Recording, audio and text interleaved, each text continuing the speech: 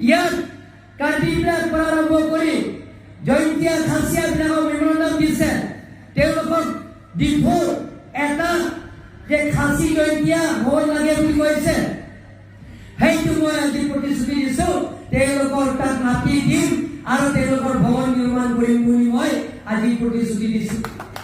সকলোকে ইয়াত খাচী জয়ন্তীয়াবিলাক আছে। আমি কাৰ্য নকৰোঁ।